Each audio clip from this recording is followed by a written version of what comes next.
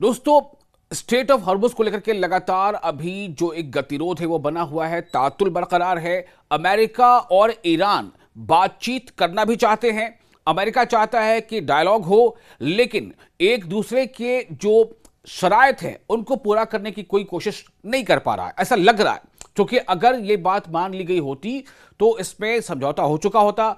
फिलहाल जो मामला सामने है वो यही है कि एक तरफ ईरान जो है स्ट्रेट ऑफ हॉर्मुज पर से अपना कंट्रोल छोड़ने को तैयार नहीं है, वहीं दूसरी तरफ अमेरिका ने ईरानी बंदरगाहों के आसपास ब्लॉकेड लगा रखा है। अब ये तातुल कब तक जारी रहेगा, इसका असर पूरी दुनिया पर पड़ रहा है। ट्रंप की गैर कानूनी नाकेबंदी, जो ईरान का कहना है कि डोनाल्ड ट्रंप ने यानी अमेरिका ने जो नाकेबंदी कर रखी, ब्लॉकेड लगा रखा है, ये गैर कानूनी है। तो अब ये जो है कई ऐसे दावे सामने आ रहे हैं कि ये खुद अमेरिका के लिए उल्टा पड़ रहा है। ईरान मजबूत खड़ा है, अमेरिकी इकोनॉमी पर बुरा असर पड़ा है। क्या इस बारे में रिपोर्ट्स है वो आपको हम बताएंगे। रिपोर्ट्स के मुताबिक अमेरिकी राष्ट्रपति डोनाल्ड ट्रंप ने अपने सहायकों को ईरानी बंदरगाहों की लंबी नौसैनिक यानी नेवल ब्लॉकेड की तैयारी करने की हिदायत दी है। यह जोखिम भरा कदम इस्लामिक रिपब्लिक ऑफ ईरान की मईशत को कमजोर करने के लिए है। अमेरिका को लगता है कि ईरान की जो इकोनॉमी है उसे इस पर इसका बुरा असर पड़ेगा, लेकिन इसकी बजाय यह दिखाता है कि 8 हफ्तों के इस जंग के बाद अमेरिका जो है वो फैसलाकुन जीत हासिल नहीं कर पाया। साथ ही इसका असर अमेरिकी जनता और वर्ल्ड इकोनॉमी पर भी साफ तौर से पड़ता नजर आ रहा है। बैठकों में जितने भी हुई है, बैठकों में जिनमें हाल की सिचुएशन रूम चर्चा भी शामिल है, डोनाल्ड ट्रंप ने सीधे बमबारी फिर से शुरू करने या पूरी तरह पीछे हटने के बजाय ब्लॉकेड जारी रखने का फैसला किया। यह फैसला 7 अप्रैल के जो सीज फायर का जो फैसला था, सीज फायर को लेकर जो ऐलान किया गया था 7 अप्रैल के सीज फायर के बाद आया, जिसने ऑपरेशन एपिक फ्यूरी के तहत अमेरिका इसराइल के हवाई हमलों के सबसे जो शदीद हमले थे उसको रोका था। इन हमलों में ईरान में जितने भी सिविल इंफ्रास्ट्रक्चर था उसको काफी नुकसान पहुंचा था, इसमें कोई दो राय नहीं है। वहां पर नुकसान हुआ था, फिर भी अमेरिका समुद्री दबाव बनाए हुए है, जिससे शिपिंग पर असर पड़ा है और हॉर्मुज जल डब्रू मध्य, जिसे स्ट्रेट ऑफ हॉर्मुज कहा जाता है, उससे गुजरने वाला जो ट्रैफिक है वो काफी कम हो गया है, बहुत हद तक कम हो गया है। ईरान ने मजबूती दिखाते हुए तनाव कम करने के लिए 3 फेजेस का प्रपोजल दिया।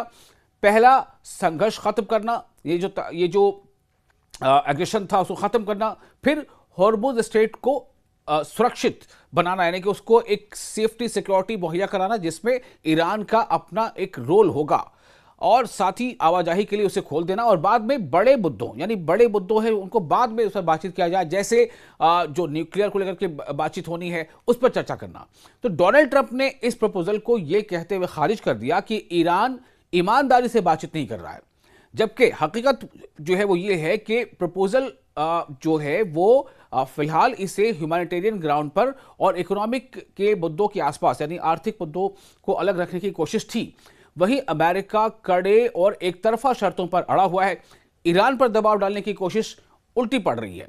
जहां अमेरिका कहता है कि उसकी नाकेबंदी यानी उसका ब्लॉकेड ईरान की इकोनॉमी को नुकसान पहुंचा रही है, वहीं ईरान ने ऑल्टरनेट रास्ते, जिसके कहते हैं गुप्त जहाज नेटवर्क, ऑल्टरनेट विकल्प, ठीक है, और उससे इलाकाई साझेदारियों के जरिए असर को कम किया है। क्योंकि बहुत सारे ऐसे दूसरे रास्ते हैं जो उसके ऑल्टरनेट हैं और उसमें उतना ट्रैफिक नहीं है जो स्ट्रेट ऑफ हॉर्मुज की तरह से, लेकिन ये ऑप्शन ईरान के पास है जिससे उसने उसके ऊपर जो असर हो सकता था उसको थोड़ा कम किया है। और यही वजह है कि ईरान इसको लंबे वक्त तक उस ब्लॉकेड का सामना कर पा रहा है। ईरान की तरफ से बातचीत की कोशिशें भी हुई हैं, लेकिन कमजोरी से नहीं, बल्कि बहुत ही स्ट्रांगली। और ऐसा नहीं है कि झुककर या किसी भी हाल में उसको समझौते को मान लेने पर।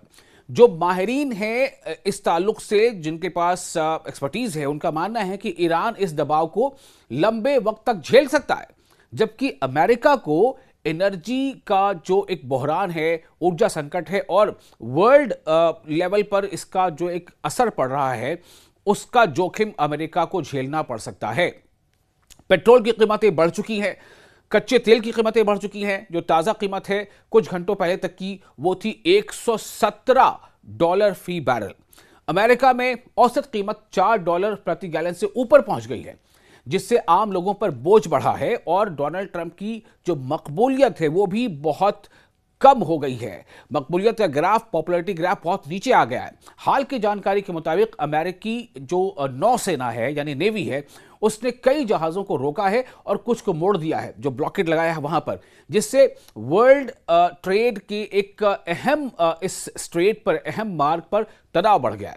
वहीं ईरान ने भी इलाके में अपनी सुरक्षा के अधिकार के तहत सख्त रद्देअमल का इजहार किया है, सख्त रद्देअमल दिया है।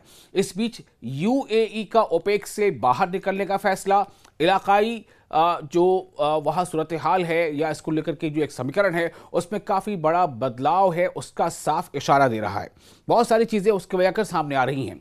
मैक्सिमम प्रेशर यानी ज़्यादा से ज़्यादा दबाव का ये जो कायदा है, उसका मकसद ईरान को ऐसा समझौता करने पर मजबूर करना है जिससे ईरान का जो न्यूक्लियर प्रोग्राम है वो खत्म हो जाए। ये अमेरिका की कोशिश है, लेकिन ईरान के लीडर्स ने यह साफ कहा है कि वो दबाव या धमकी के तहत बातचीत नहीं करेंगे। कई बार वो दोहरा चुके हैं, अलग अलग फ्रंट पे ये बातें हो चुकी हैं। और इसमें ईरान के जो पार्लियामेंट है, वहाँ के स्पीकर है बाकर कालिबाख, उन्होंने भी बात कह दी है। आईआरजीसी को जो हेड कर रहे हैं उन्होंने भी बात कह दी है। तो कई जराये से ये बात सामने कर दी गई है कि ईरान किसी भी ऐसे समझौते के लिए तैयार नहीं है जो दबाव के तहत या धमकियों के तहत कराए जाने की कोशिश अमेरिका की है। अब सही बात है कि जो मीडिएशन हो रहा है, जो पाकिस्तान की तरफ से जो मीडिएशन की कोशिश हो रही है, तो मीडिएशन के जरिए डिप्लोमेसी भी अमेरिका के सख्त जो नीति की वजह से आगे नहीं बढ़ पा रही, चूंकि अमेरिका उसमें लचक दिखा नहीं पा रहा है।